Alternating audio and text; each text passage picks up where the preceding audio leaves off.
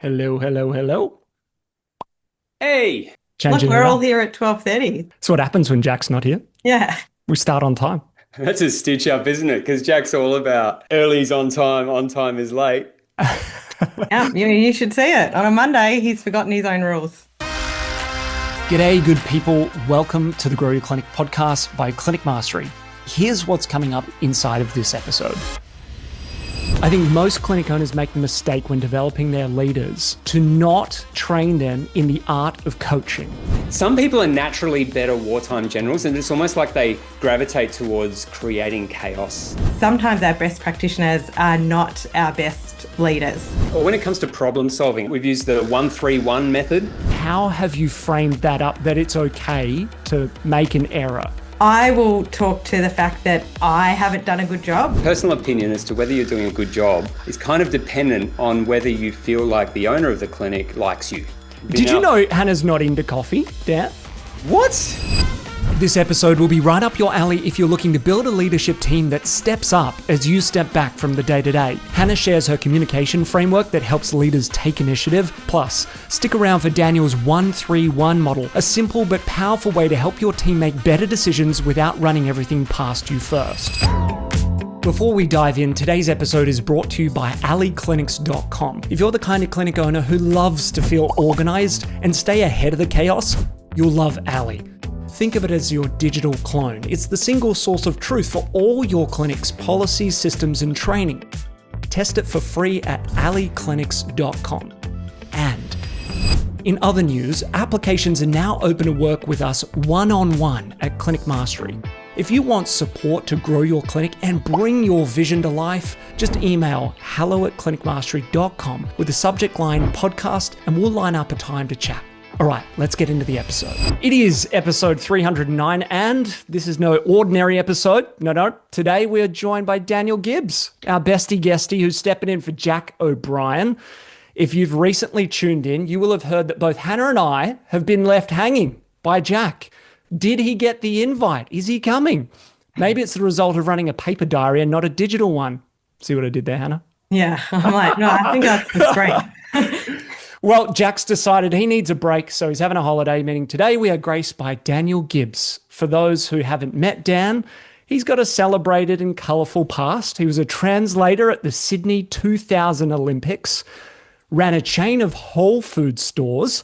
He battled it out in the octagon in mixed martial arts, which is super funny because he's one of the most gentle people you'd ever meet. And perhaps most notably running and then exiting a Telstra Business Award winning clinic at Posture Podiatry, which is really key to the origin of CM. Dan, at the time, I remember you doing lots of coffees and lunches off the goodness of your own heart to help people understand how to grow their clinic until we teamed up, you, me, and Shane, to create CM. And now we're almost 10 years old. Dan, welcome to the episode. Firstly, what did you think to my coffee recommendation to you last Friday? Oh, thank you. Well, it's good to be back on the pod. And yes, okay, so on Friday, Ben said, Daniel, I've just had the most gnarly coffee I've ever tasted. And so, of course, straight away I had Gnarly by Cat's Eye, the song going on in my head, thinking, what sort of gnarly are you talking about here? That 'Cause must I be know your before love my affair with birthday. I know your love affair with coffee. Anyway, he said it was coconut, popcorn, and sultana were the tasting notes. And so whenever Ben gets a coffee revelation, it's kind of like when he gets an idea in a shower. He's like, something big is about to happen. And so I went straight to the place where you had that coffee and I bought the beans. And it was quite an experience. In fact, I've got them right here because Brazil. Yes. Brazil. Tasty as. Been Did you out- know Hannah's not into coffee, Dan? What? How I can don't you be a drink health coffee. professional not into coffee? I don't like the flavour. It's probably something to do with sensory processing. It's Oh, too that's fair much. enough. That's fair enough. I Just can three go get ways. wok, guys, if you'd like. He drinks Yes. coffee. I know you. Okay. All this coffee chat is getting boring, but Isn't it amazing, Ben? You know someone for a long time, and they pick on something Yes. that happened 25 years ago as a key part of your bio now. So, Well, we like to get to know who we're hearing from today. Again, joined by the ever reliable and always practical Hannah Dunn, director of DOTS, an OT clinic with 30 team members in Melbourne, Victoria. Hannah, I want to know, has the paper-based calendar company called Agendio reached out to sponsor you yet? No, but they absolutely should. I am flogging them to You everyone. are. I just love them. It's right here. It's always It's here. so good. Can you get it in So, shot? Show us what yours looks yes, like. I'll show you a blank page. You're I've all just about the started. physical version of Yeah. diaries. I'm a digital person. You can set it up however you want. So I've got like a little box at the top that I can make notes in, and then I've got it in half-hour time blocks until you get to like after school, and then it's in hours. And then on this side is the weekend and places to put notes of my jobs and to-do lists for the week. you know what I Nice. love about that diary, Hannah? There's nothing in it. It's completely There clear. is in other weeks No, no, no. I mean, oh, see, that's just like, chaos. yeah, chaos. Dan's love language is an empty diary. Yep. Ugh. Keep that thing clear. Well, No. it's quite fitting today. We're going to be talking about we're going to be diving into creating an effective leadership team, which is to release some of the workload off of you as a business owner. But first, a quick and warm welcome to those who've just installed Allie into their clinics. Jack normally does this segment, but in his absence, I'll step up. There you go, Jack. Anyway, Shane, Kirsten, Bryden, Tom, Louise, and Josh, thank you very much. And also for those who've reviewed the podcast and sent it in via email recently, we got Jay, Rob, and Gabriella.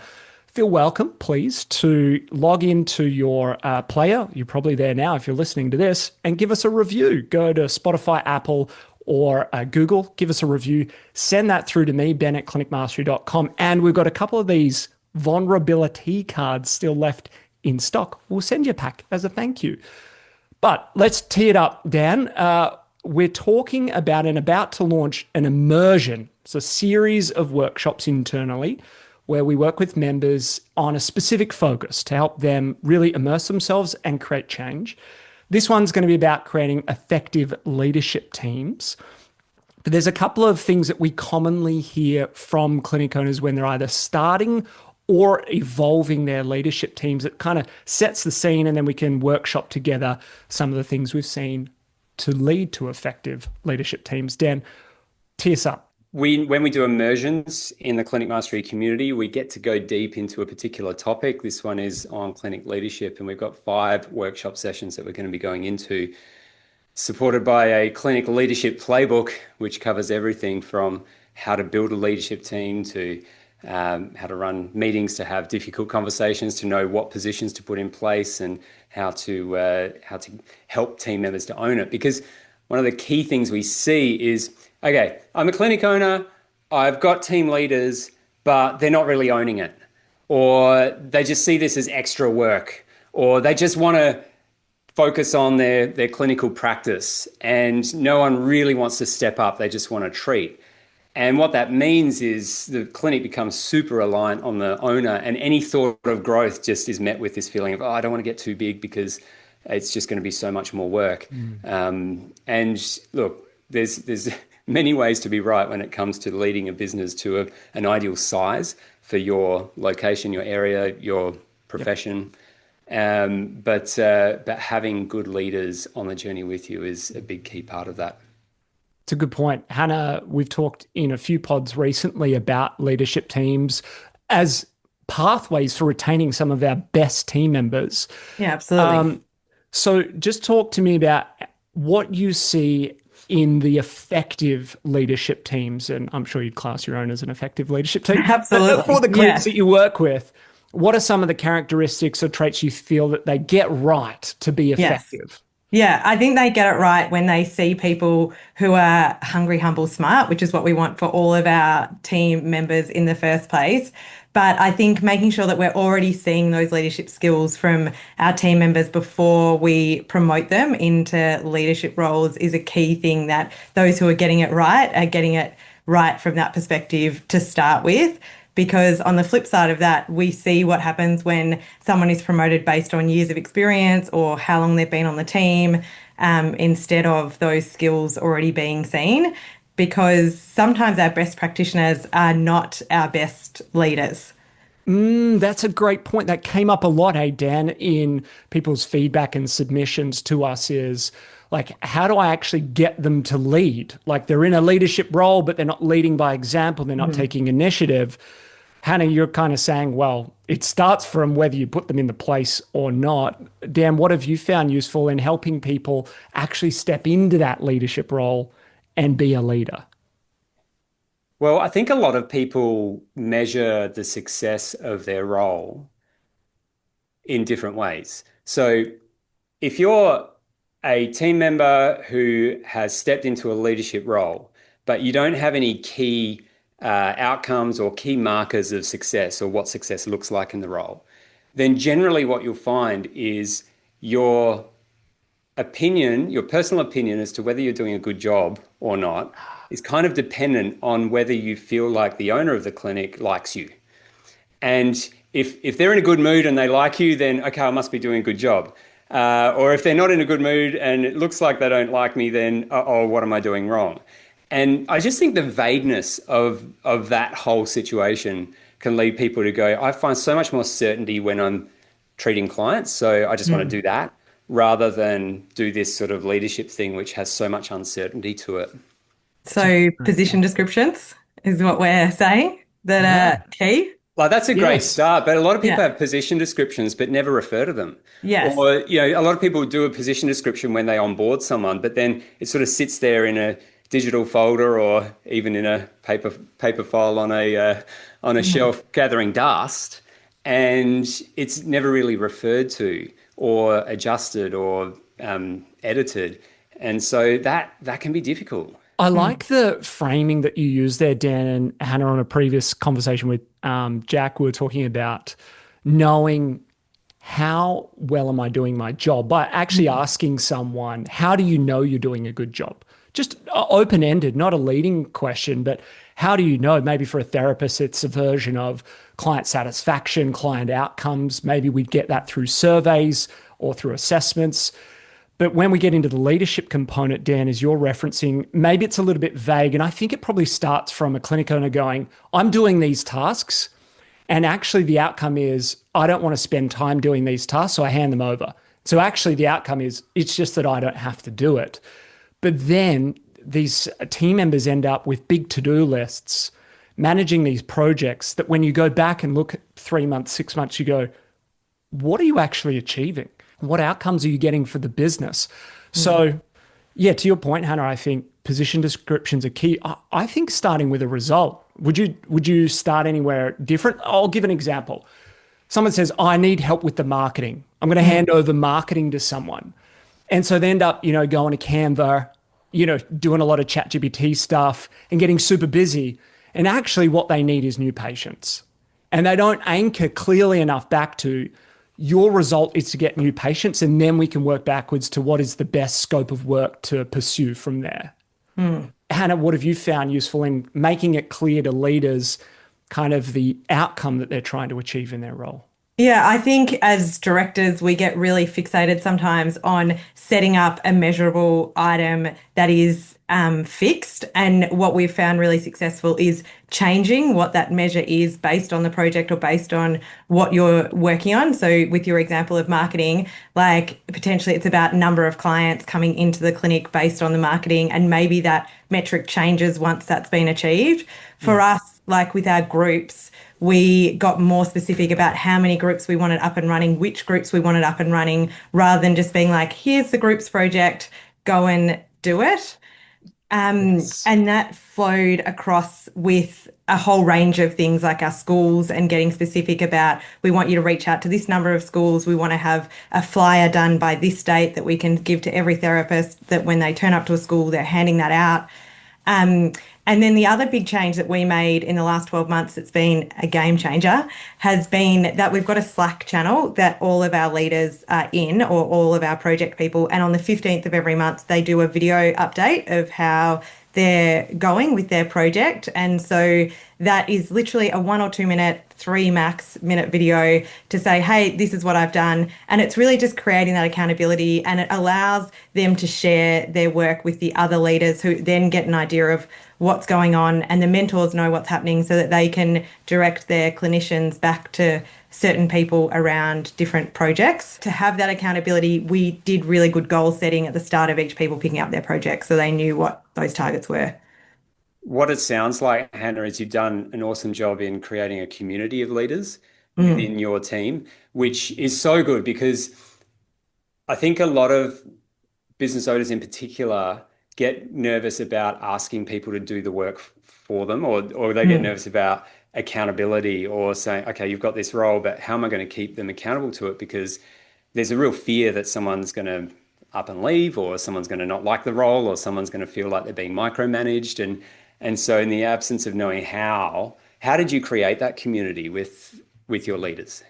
Yeah, I just being open and transparent about this is the first time we've tried leaders this way. Like each time we've tried a different version, we've definitely grown our leadership team in different ways, and there's been things that have worked and things that haven't worked.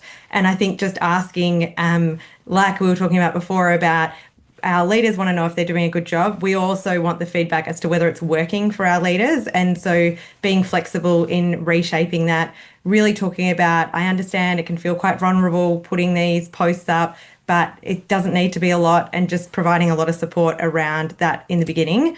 But I definitely was micromanaging in the beginning and was feeling that pressure of like, oh, I don't want to make it feel like you're doing something that I didn't want to do and now you probably don't want to do it. But that created an environment where people were feeling like they were making decisions but then had to run it past me. And so by creating the Slack channel, for example, it's created a space in which they can share, they know they can reach out if they need support. And I think it's just leading by example, like the group that we have, they see each other doing it, and they just start to get on board.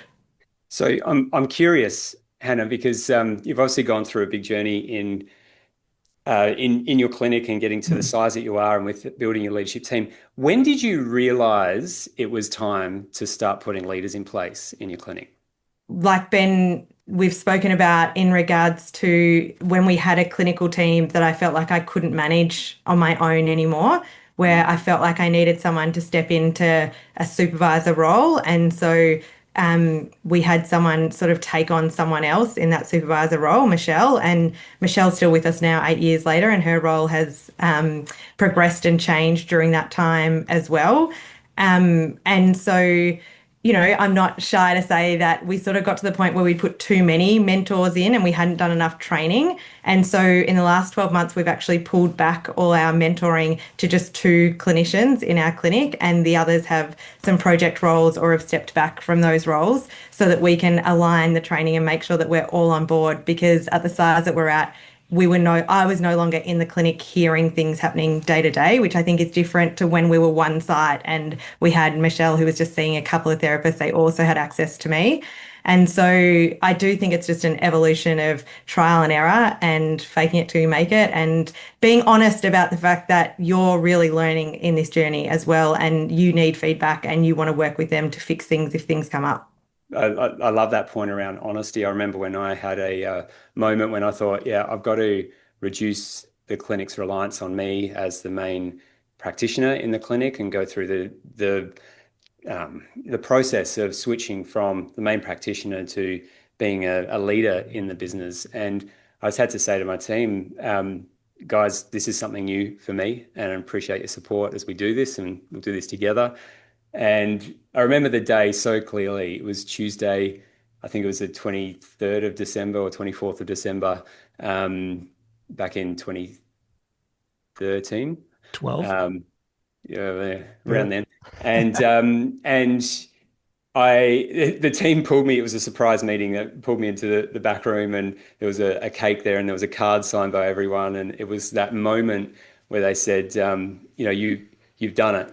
You've made the transition, and we're super proud of where things are heading. And we just want to let you know we got your back. And that was a real great moment. But it sort of was a year of transition, a year of moving in a particular direction, but a year of being vulnerable and being honest and having the team on board as well with it. Ben, what are the signs that you've seen that a clinic's ready for a leadership team? I mean, being the bottleneck for decisions, finding yourself repeating the same instructions over and over, having capable people, but really not knowing what their progression is. What have you seen? Yeah, I think, Hannah, you spoke about starting a family, continuing a family, and being able to have time off as a meaningful milestone for your life, and going, okay, well, literally, I'm not going to be here, and I don't want it to rely on me in this period, this meaningful period. I remember you as well, Dan, with the birth of Emmy. Like, that was a key milestone, right, in your journey. So I think when you zoom out and you look at where do you want to go with your business, I think most clinic owners say it's some version of, I want to support the people that work with me to grow with me. Otherwise, you just run a solo practice, and that's okay. But probably the people we're speaking to want to grow something of significance, of substance, of meaning. And that normally entails having a team and providing pathways for some of those team members to grow with you, become mentors, take over different portfolios. I think the key, and we've referenced it a few times, is when going into some of these pathways, to start with less and to start by validating that this is the right person for that role. And to your point, Hannah, is with a lot of the pre-framing, we're kind of buying ourselves the optionality into the future that if it's not working out as planned, we can kind of reference, hey, remember that discussion we had at the very beginning, that we would go through a learning period. Practically, what does that look like? It's not starting 3 days a week, perhaps, as head of marketing or head of the clinical team, but maybe it's half a day a week. And then we slowly build the capacity in that role to make sure it's a right fit for them and that they're getting results for the business. To your point, Hannah, like your own journey of having maybe too many mentors at one stage, that creates this almost middle management bloat, which is largely and typically unprofitable. And then it just becomes more complex and it's less effective. I'm interested in how you went about realizing that was something you wanted to change, because it's very tricky and a lot of clinic owners are scared to quote unquote go backwards, if that is a way of framing, from this big team to a smaller leadership team. And then secondly to that, how have you spoken specifically about making errors and failures? Because you said it's trial and error. How have you pre-framed that to allow you to have those conversations? So two-parter, maybe start with the decision to scale back your mentoring team. Yeah, I think we just, from a practical perspective, we also had a period where we had 5 team leaders, and we currently have 1 senior team leader and 2 team leaders now. And so we just didn't offer those roles if they were to exit or go on mat leave. We had a couple of our team leaders go on mat leave. And so when one of them came back, she's opening up Geelong, for example, so opening up another area. They've taken on a bigger project maybe. So that's from a practical perspective. We did talk to a couple of people about just changing their roles and doing project work rather than managing a team. And also one of our mentors, we're getting to develop our mentor training. So that's been a different way to have still that really positive impact and have that work. From the perspective of the communication to the team, like, we always frame it in a way about like what's in it for them. Like, I'm always thinking what's in it for them, what's the positive, what are we looking at? And so really talking about how this was going to level up their support, that they were going to get a higher quality of support, and that we were going to be more aligned across the team, more consistency across the team, and really talking to that I was open about the fact that it was a failure in the system, not in the people, that we hadn't put the training in place that was really specific to what we wanted in those team leaders. We've got an awesome onboarding, awesome first year training, second year training, but when it came to those team leaders, it just wasn't as strong. I think one of the pitfalls for a lot of us is the assumed knowledge of how to lead a team rather than doing that specific training that you would do for onboarding a new clinician. It's a great point. So just to understand there, in the transition of having more mentors available to your team and scaling that back, part of the communication was what's in it for me. I love the with them, always what's in it for me. That's what the team's thinking. And you've framed that up as it's going to be more consistent, it's going to be better quality. Okay, so you've spoken to those things. It's a really nice way of packaging it up and being very intentional about the communication side of things. Just to go on the other point around errors and failure or falling short, how have you framed that up that it's okay to fall short, to make an error? Yeah. How do you create a I safe environment for that? Yeah, absolutely.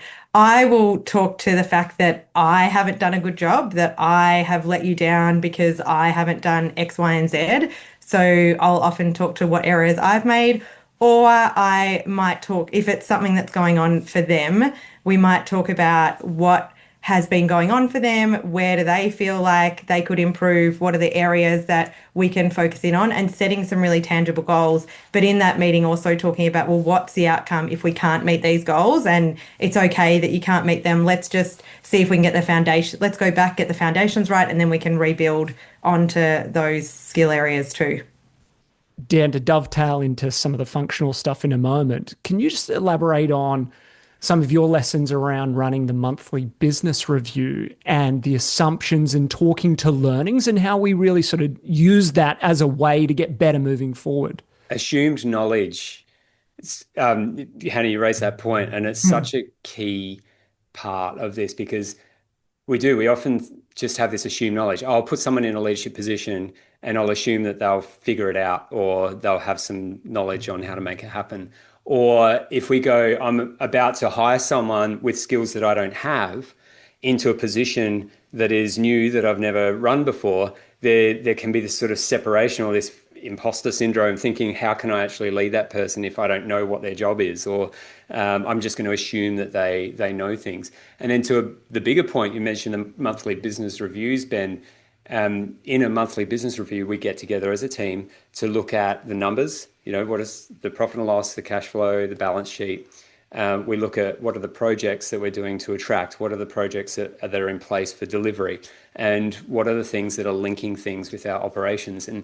And in going through all of that, there's so much assumed knowledge. We assume that the marketing team knows what the deliveries team's doing. We assume that the operations knows what's going on with the finances. And actually, when you come together as a team and look through a report together and sort of bring everyone onto the same page, it's amazing to see the insights that other people can then give because you bring everyone on the same page. And into that point, we sort of took inspiration from Jeff Bezos and the way he runs a meeting with time allocated at the beginning of the meeting to actually read the report together, the monthly business review report together in the room, because there's the assumed knowledge that everyone's read the report and to be able to comment on it and everything as we go. So yeah, and there's a great quote from him, which is around structured docs, like documents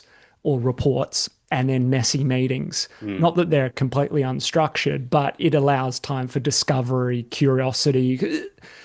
Essentially, if you know the answer to questions, they're probably in the report, but we're actually trying to create learning and insight through discussion and debate. The other part to that, Dan, I like is when we're reviewing different areas, we will say, what was our assumption about this thing when we started it?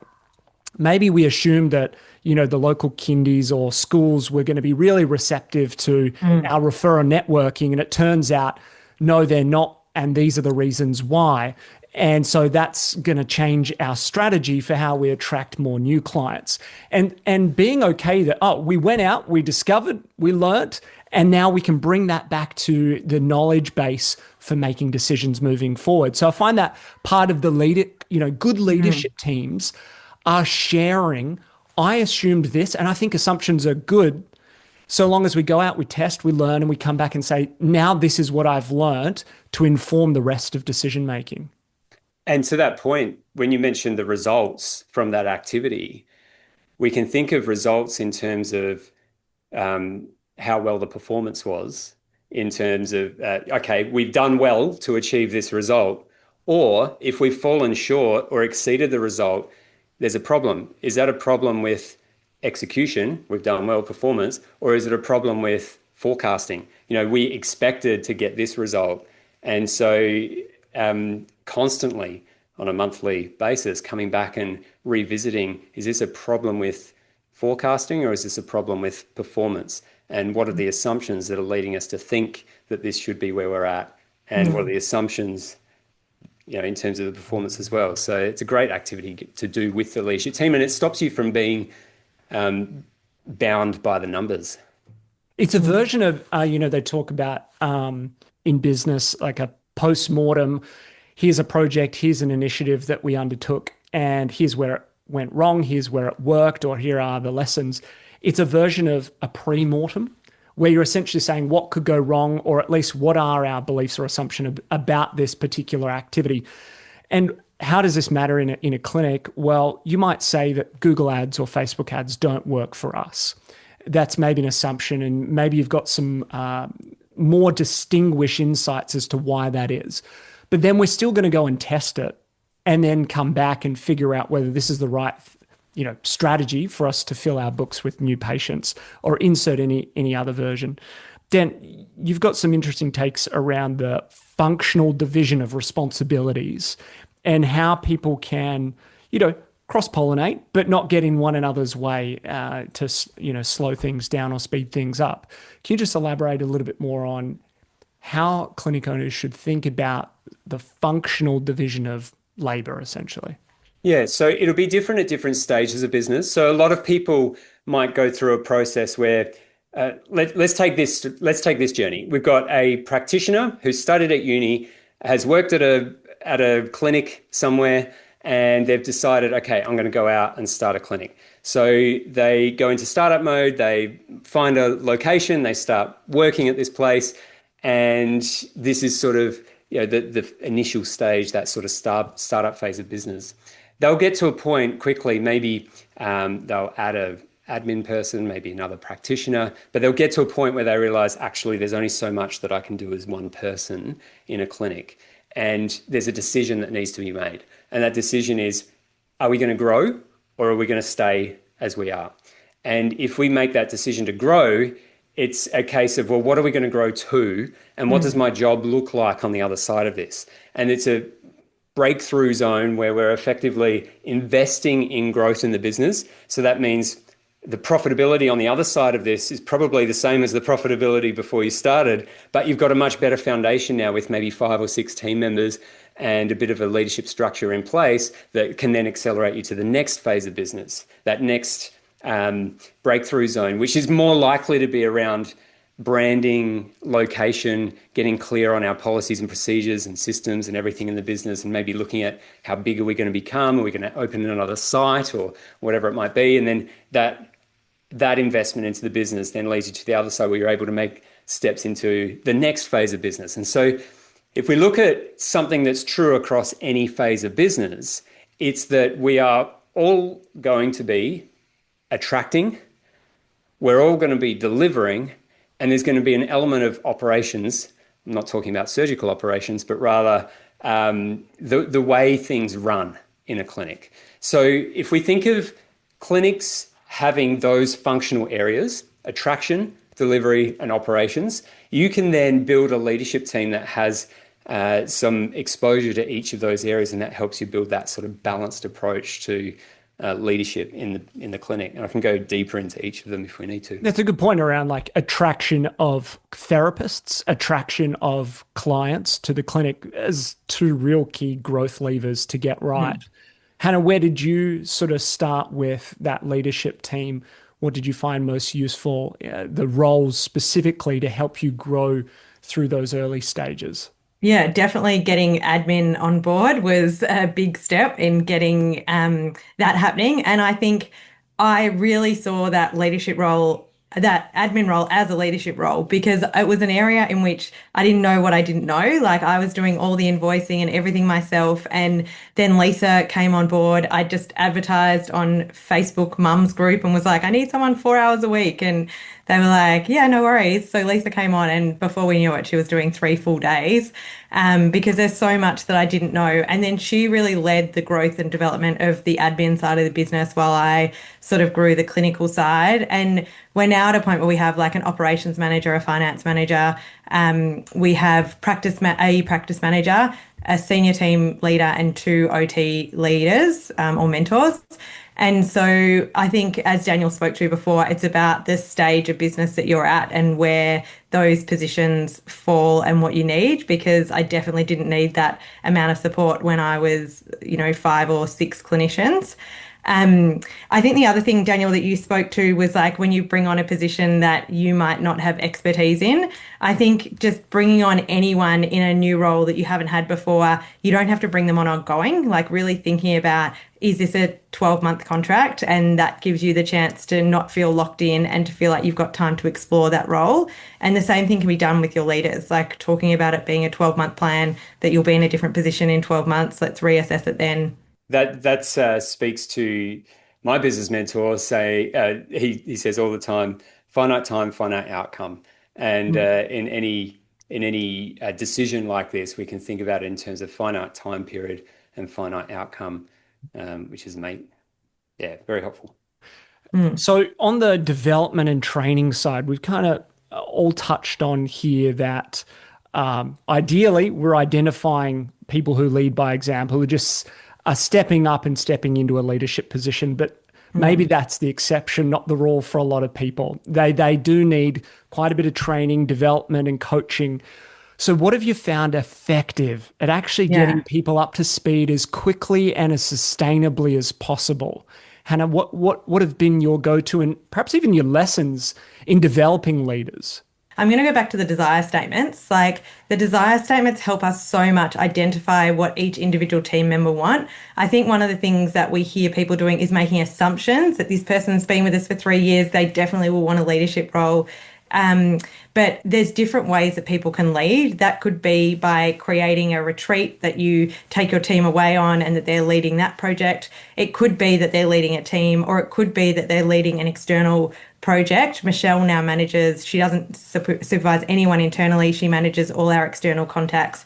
We do mentoring for OTs who don't have other OTs in their practices. And so Michelle manages all those external people. And so I think that is what really helped us in the beginning, to talk to everyone about what their desire statements were, what the areas were where they wanted growth, and also around what they'd had in previous roles that they enjoyed or saw others doing. And that gave me ideas. Like, we don't know everything. We can't come up with all these ideas on our own. And so learning from our team and learning about what they've seen somewhere else or what they've got a passion for, I think really helps us. Because often when we haven't asked our team and we've just found a position and thought someone would be right fit, we've later found out that other people would have liked the opportunity to discuss whether they would have been suitable for that role as well. Right. So you're really laboring on understanding exactly what this team member wants and what's meaningful to them moving forward in their career, in their life, as a strong anchor point for their development in a leadership role. Yeah. And I think also talking to them about, if you've made the decision on who it is, and when you're talking about what is the training that you're doing, there is certain videos and language that we want our leaders to be looking at. The above the line and below the line, we want to make sure is flowing through our team. Brene Brown's work around vulnerability and leadership. Those are the sort of things that we want to make sure that our leaders are aware of and know where to get support. I think also talking about what's gone well, what could we have done better in different circumstances as you're learning and growing, and just talking about everything being a learning opportunity. An example of that being like if the thing that comes to mind is like if there's a client complaint that comes in, a complaint about a therapist, and you go and chat to the therapist in the heat of the moment and feel like the conversation didn't go well, and then sort of reflecting on what went well, what could we have done better, or anything that happens like that. Have been the main things. I don't know, Daniel, what else you've Dan or Ben? Yeah, there's I think coaching our leaders in ways that we've been coached in the past or using our previous experience from the past, what's worked and what hasn't worked, can be a great way of helping to develop the leaders on the team as well. And just having those vulnerable conversations saying, hey, I've faced this situation before. This is how I did it. This is how I do it differently now. Or when it comes to problem solving, identifying problems and coming up with ideas how to solve them. We've used the 1-3-1 method. So one would be identify or clearly outline a defined problem. So what is the problem? Because if you can explain a problem in a single sentence, it's half solved. And then, so with that one clearly defined problem, and then the three is three possible solutions. What could we do? Which helps people to step out of that feeling of overwhelm and into problem solving mode, and also helps you understand how they're thinking as a leader. And then the 1-3-1 is recommendation. What's one recommendation? So what do you think we should do? And what that does is it helps to give safe space for people to learn with some suggestions or a bit of a framework about, okay, here's a problem that we're facing. Here are three possible solutions, and here's what I would do. And that just opens the door for good, effective conversations. It's great. It addresses directly that thing we often hear is, I've got leaders, but all the decisions keep coming back to me. And you're really empowering people. You might make the final decision, but you're really coaching them there. Dan, I love that observation. I was going to say, Hannah, I think most clinic owners make the mistake when developing their leaders to not train them in the art of coaching. I think they expect that they are going to have the answers to every possible question. And so naturally they feel a level of imposter syndrome because they know they don't know everything, when in actual fact, they just need to be able to ask really good questions. That's not to say that they don't need to have some experience and knowledge.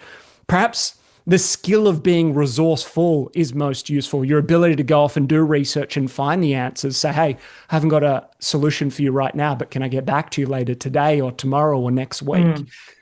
But actually, I think most clinic owners would be best served to train and develop their leaders in the art of coaching as distinct from just training people to be trainers. And there's a subtle but important distinction there. And the book being The Coaching Habit. Great one. Trying to see if it's on your bookshelf. It is somewhere. Yeah, over your over your left shoulder, maybe. It's somewhere here in the library. Over there on mine shelf, too far away. It's not on your desk. The Coaching Habit. The best book is the one that's on your desk that you're referring to often, right? There it is. Here it is. The Coaching Habit by Michael Bungay Stainer.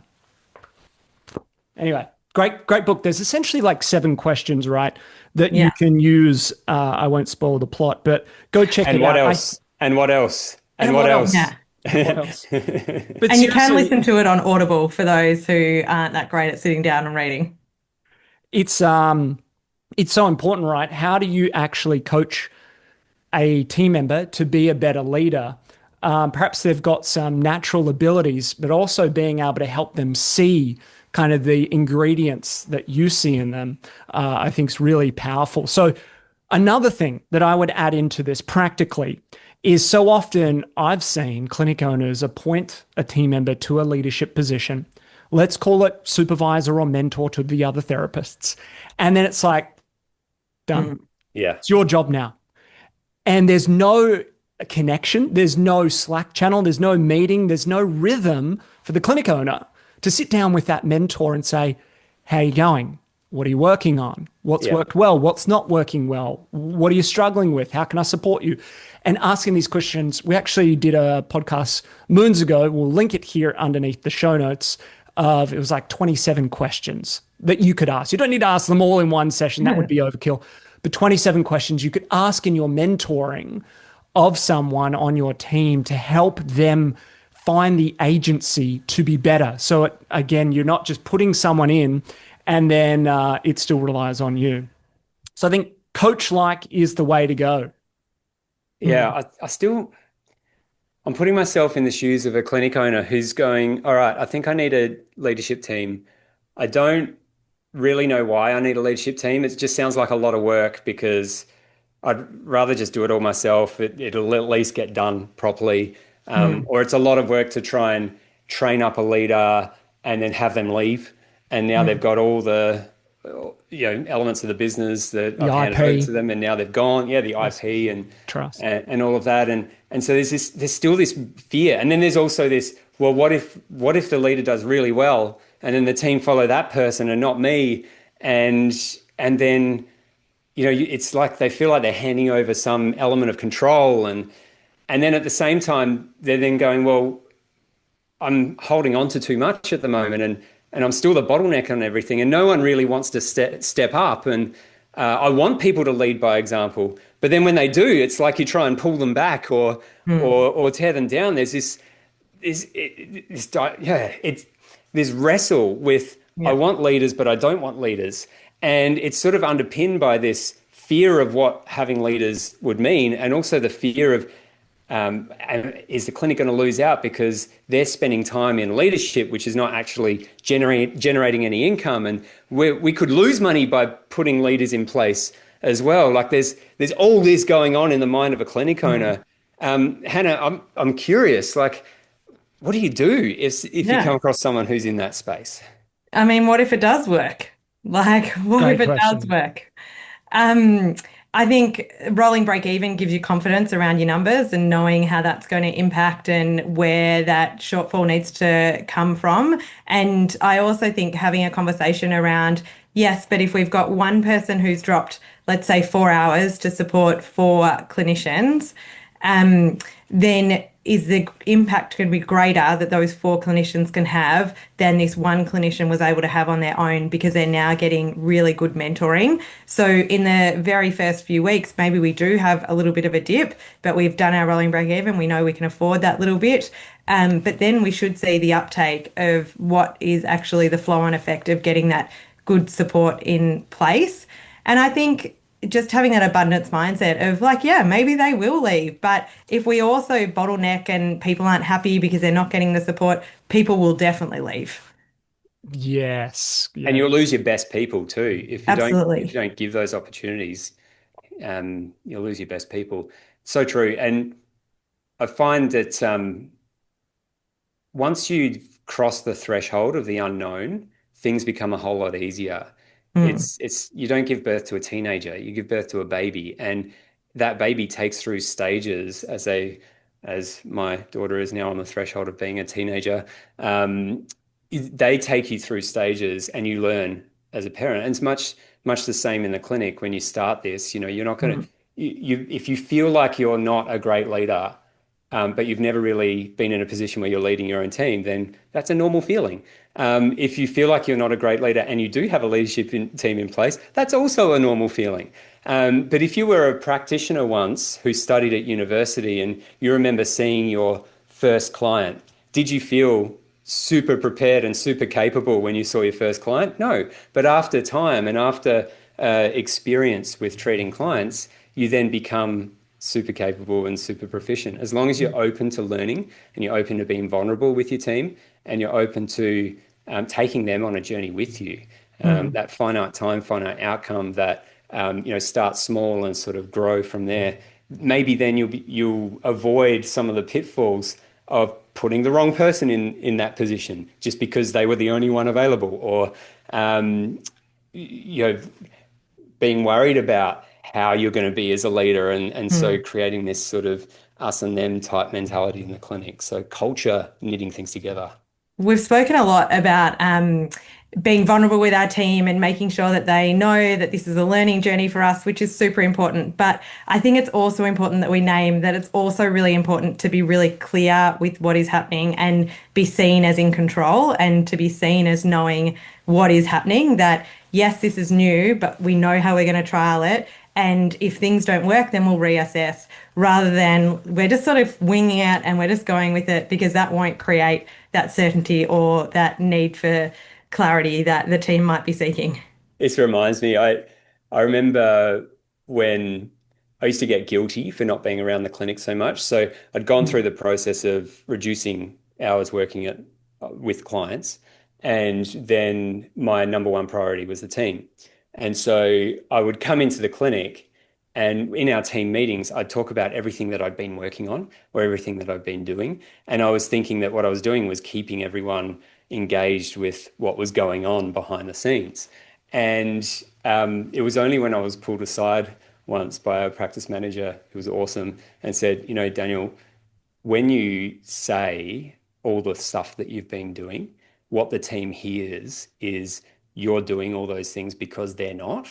Yeah. And she said to me, you know, we trust and we know that you're working on things. We trust that that's happening in the background. You know, what we need you to know is what's going on for us. And so a big key for me was after that moment, realizing what's most important is me knowing what's going on with the team. And that helped me to become a better leader. And that's one thing that we spoke to our team about in the last 6 months is that there was this feeling that I didn't know what was going on because Belinda was our senior team leader, and there was something that happened in the clinic where a therapist had not a great experience with a family who'd gotten annoyed with them. And I'd initially checked in with them. But then after that, I wasn't in the clinic and Belinda had checked in. And Belinda and I have our meetings and we chatted about it. But the person felt a little bit upset that I hadn't personally checked in with them. But after a conversation of, I absolutely know what's happened here. Like, this is like, Belinda's updated me. This is what's happened. And, you know, I'm so glad. And when Belinda checks in on you, that is me checking in as well, because I get the updates in these moments. And that really, we then made sure the whole team was aware about our flow and about what happened. So they were aware that the information was flowing. I love that. You've got a core principle at the clinic, right, Hannah? I remember you sharing this moons ago with me about communication. How do you state it? Everything can be solved with good communication. But previously, before I spoke to you, Ben, about it, used to be nothing can't be solved with good communication. Yes, it was a little more wordy. Yes, everything can be solved with good communication. It's on everything, like it's on our hub, it's on everything. So we really coach our team around, you know, if something's bothering you, you need to speak up and we will work with you. There's no judgment. And that's one reason why I think all clinics need to have a chat style platform for communication, where everyone can see the messages that are being sent. If you're still communicating with your team by email or SMS, it's very one way and it reduces visibility with the rest of the team. So I would highly advocate for you know, moving to, say, a chat platform like Slack or Google Chat or something, Teams, just where you can have channels around particular topics and you can keep those conversations open and front of mind and available for everyone to see. I want to ask each of you before we wrap about how you've changed as a leader in just a moment. But Hannah, and maybe provoked by you, Dan, of the clinic owner or various clinic owners going, what if this and what if that? And I hear Brené Brown say this and Simon Sinek say that. And I hear the coaching habit and there's all these different leadership models. And you know, got to be this perfect leader. And it can be overwhelming, can feel overwhelming. I've wrestled with that at times of like, I should be more like this person or more like this person. And over time, what I've found really useful is to anchor back to a couple of key principles that resonate most with me and that seem to be effective or championed by others. A mental model of sorts. Otherwise, every scenario seems like a new discrete scope of work or problem or challenge. It can be really hard to navigate the chaos of running a business if you don't have something to come back to. And so that's where I love your point there, Hannah, around everything can be solved with good communication. It's kind of like your number one leadership principle, because good communication means we're okay to talk about the failures. Yes. We're okay to be open and transparent about these things. And so in my mind, at least, it connects a lot of what you've said today back to that one principle that you use and has helped you, you know, chart the course, because there's always adversity and challenges. But if you use that principle all the time, I think it's a true north for your team. So Hannah, how have you changed as a leader over the past 5 years, especially when we were all very tested during COVID? What are, you know, a couple of takeaways that you've had as a leader?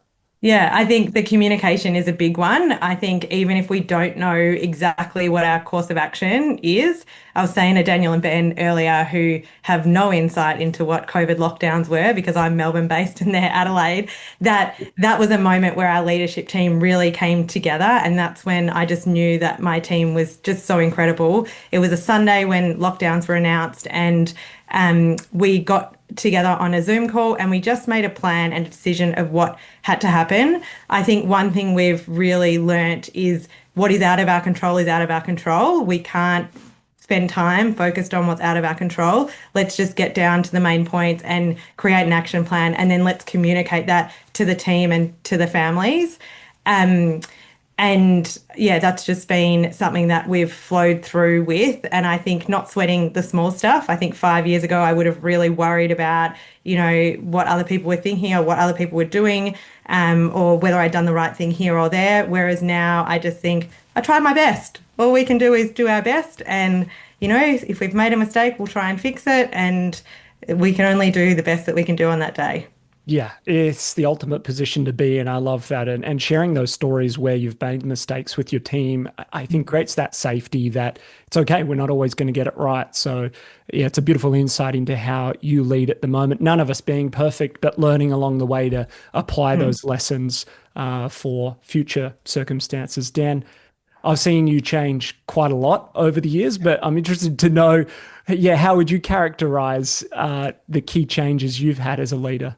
Yeah, perhaps three things. Firstly, knowing my role. So knowing what my role is as a leader. I think just because you're the owner of a clinic or just because you're Yes. running a business doesn't mean you need to be clear on what the role is. And And so and for what just yeah, what do you mean? Sorry, if you were going yeah, to go so there. on that three P's, people, you've got to look after your people. Problems, you've got to be the one there to help solve problems. And a Mm. P word for marketing, promotion. So just so that the PPP works. No one's going to market your business or your clinic perhaps better than you in terms of those referral relationships, the word of mouth, the opportunities that you can find to promote the business. So know your role. Um, Number two, there are times when you need to be a different style of leader. Mm. I think of wartime general, peacetime general. There are times where people really step up in moments of chaos, and that does require a lot more. You've got to keep your finger on the pulse. You've got to be a lot more present, a lot more communicative. Doubling down, tripling down, quadrupling down on your communication in those moments of wartime. Some people are naturally better wartime generals, and it's almost like they gravitate towards creating chaos around them because that's where they feel like they can be a better leader. But yeah, being a wartime general and then a peacetime general, knowing when it's peacetime, and being able to lead in a different way. And that means allowing other people to step up and taking a bit more of a backseat rather than that micromanaging type approach. And number three was realizing that what works for me doesn't always work for everyone else. So key to that one is understanding love languages, getting into personality profiles. When I realized the different personality profiles of everyone on the team, I was like, oh, no wonder I get so frustrated when that happens. I now have a better understanding of how they tick. And that helps me to lead by example, to delegate, not abdicate, and to essentially build a foundation where people can trust each other and they can trust the culture and the team in the clinic. I love that. Very thoughtful reflections. I agree and resonate so much with the wartime, peacetime. I first heard it during COVID when there was so much chaos. And it was then I realized I'm a peacetime version of that, not a wartime version of it. And I feel like I've learned a lot in that sort of realm of things because I like to be so like deliberate and intentional and thoughtful about what we're doing in the future. I don't like working in the urgent here and now, and that is kind of that wartime if there's chaos. And I learnt that very explicitly during COVID, and had a few hard lessons and conversations with a few team members, notably JOB, who is much more of a wartime general, to use that analogy. So yeah, certainly resonate with that. The key lesson that I've had probably semi-recently over the last 2 to 3 years And the practice or the habit is writing. I've found it really quite useful to explore my thinking about something so that I could share it in the most concise way. We often laugh that I'm not the quickest talker, and being on the spot, I like to be, super clear and articulate. Hannah, to your point around being clear with the communication is so helpful for the team.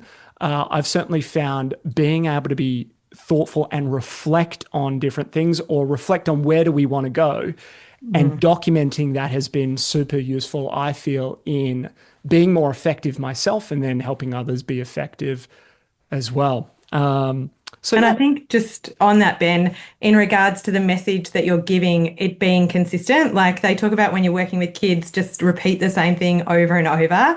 And it's the same with our teams, that we just want to put that same message out there, that same communication. We're not changing it. We're not like, we can change our tone and the way we deliver it, but the message stays the same.